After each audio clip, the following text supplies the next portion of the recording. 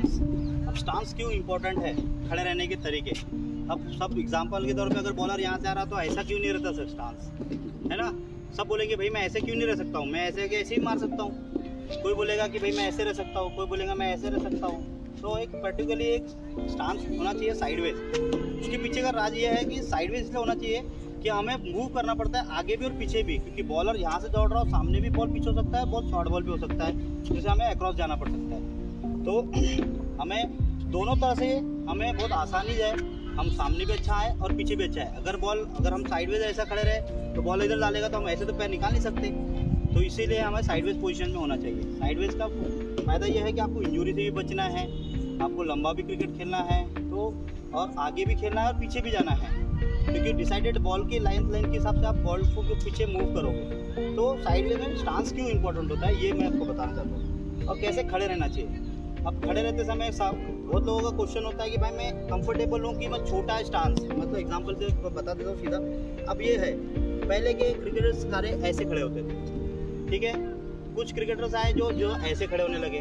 तो इसके पीछे का राज क्या है, इसको क्यों हमें बोला जाता है कि एक ऐसा पोजीशन होना चाहिए जब वो इजी वे में जा सके।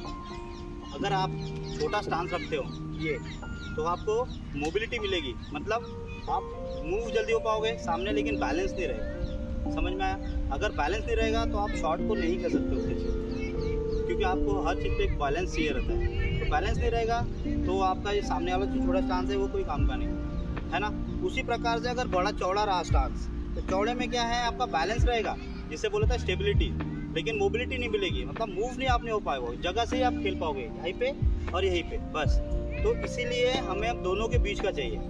अब दोनों का बीच का कैसे रखना है, तो हमें पार्ट ऑफ द शोल्डर बोला जाता है। शोल्डर जो हमारे है ये शोल्डर के लेवल पे हमारे पैर सीधे खड़े होना चाहिए। इसलिए होना चाहिए क्योंकि हम लोग स्कूल में आप देखते हो कि सावधान और विश्राम पोजीशन होता है। अब सावधान पोजीशन में आपने हमेशा देखा होगा कि एकदम टाइट होकर खड़े रहना पड़ता है, छोटा रहने लेकर, और विश्राम पोजीशन बोलते हो रिलैक्स पोजीशन।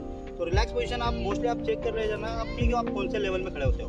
तो आपका विश्राम पोजीशन आपके शोल्डर के अकॉर्डिंग लेवल में ही रहेगा काफ़ी बार। तो ये एक ऐसा पोजीशन है जहाँ आदमी बहुत आराम से और रिलैक्स खड़ा रह सकता है। तो रिलैक्स पोजीशन में हमें हमेशा रहना चाहिए, है ना, जिससे हमें मोबिलिटी भी मिलेगी और स्टेबिलिटी भी मिलेगी। मतलब आप आगे पीछे मूव भी हो सकते हो, अक्रॉस भी मूव हो सकते हो, और आपको बैलेंस के लिए एक स्टेबिलिटी भी मिलेगी। इसलिए हमें दोनों चीज़ चाहिए रहती है। तो ये सबसे इम्पोर्टेंट होता है कि आपको एक इक्वल बैलेंस पे रहना है, कि जैसे हम आगे भी जा सकें और पीछे भी।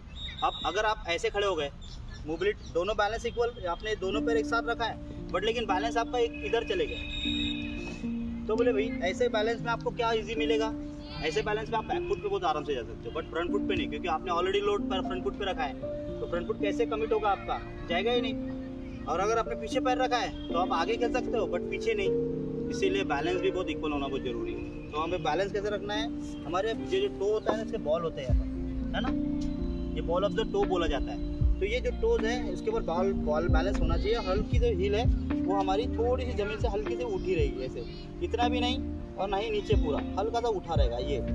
और नी जो पोजीशन है, नी हल्का बेंड रहेगा, जो टोज के आगे नहीं जाना चाहिए, ऐसे नहीं जाना चाहिए। अगर ऐसे चले गया तो इसका मतलब बैलेंस आपका ऑलरेडी कमिटेड हो गया पहले सामने, ठीक है। तो ध्यान में रखना है। तो आपको जो खड़े रहना है। अब ये लेग स्टंप है, लेग स्टंप की लाइन में खड़े हुए हैं आप, तो आप एक साथ लाइन में रख के खड़े हो सकते हो, ऐसे खड़े हो सकते हो हल्का, बट लेकिन ऐसे नहीं होना है। ऐसे इसलिए नहीं होना है कि आपको एक स्पॉट आ जाएगा जब ब्लाइंड होना पड़ेगा। जो हमारा चिन है ये शोल्डर से जब चिपकेगा तो ऐसे नहीं खड़े सकते। अगर हम ऐसे खड़े हो गए तो आपको ये पूरा ब्लाइंड हो गया इस भाग से। तो हमें ऐसे पोजीशन में होना चाहिए, हल्का सा ओपन रहना है, हल्का सा, जिससे हमारा चिन जो है ये दोनों आंखें एक लेवल में रहे, चिन जो है हमारे शोल्डर को चिपका सके, और साइडवेज पोजीशन में हम लोग इस डायरेक्शन में ऐसे रहे। जैसे एग्जांपल के तौर पे मैं खड़ा हूँ, ये देखिए, ये ऐसे पोजीशन। तो ये आपका बैलेंस इक्वल है, आपका हेड पोजीशन स्टील है, आपकी आंखें एक लेवल में है, आपको चारों तरफ शॉट खेलने में बहुत इजी जाएगा। इसीलिए आपका स्टांस साइडवेज और बैलेंस होना चाहिए, इक्वल होना चाहिए। ये पोजीशन होता है स्टांस का। अभी सब बोलते हैं कि बैट भाई इधर क्यों नहीं रखना, कुछ बोलता है इधर क्यों नहीं रखना, कोई बोलता है इधर क्यों नहीं रखना, कोई ऐसे रखने बोलता है। बट लेकिन बैट क्लोज क्यों होना चाहिए, हमारे बॉडी से चिपक के बैट यहाँ पे ही क्यों होना चाहिए। उसके पीछे रीज़न ये है कि हम लोग जीरो ग्रेविटी पे खड़े रहना चाहिए। ग्रेविटी जो है वो फोर्सली जनरेट होती है। अगर आप हार्ट को थोड़ा दूर कर दे बॉडी के, तो आपको क्या हो जाएगा, वेट जो ट्रांसफर का होगा आपके बैक की तरफ, तो मतलब हेड फॉल होने के चांसेस हो जाएंगे। इसीलिए हमें क्या करना है, हमें जीरो ग्रेविटी के हिसाब से खड़े रहना है। इसको भी पास में रख लीजिए, क्लोज, जितना क्लोज रखोगे उतना बैलेंस इक्वल रहेगा, पास में रहेगा।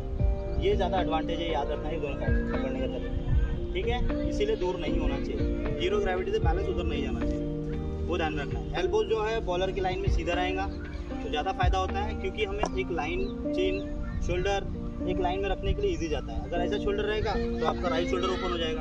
अगर आपने ऐसे खड़े हो गए, आप समझ लीजिए एग्जाम शोल्डर ऐसे कर दिए, तो राइट शोल्डर देखिए मेरा कैसा ओपन हो गया। आपको ओपन भी नहीं रहना है, आपको साइडवेज पोजीशन पे चाहिए। अगर आप ऐसे खड़े हो तो आपका राइट शोल्डर आपकी इसके पीछे होना चाहिए, दिखना नहीं चाहिए सामने, है ना। तो राइट ओपन नहीं होना चाहिए। साइडवेज क्रिकेट, साइडवेज जितना आप होके खेलोगे उतना ज़्यादा ईजी आपको क्रिकेट जाएगा।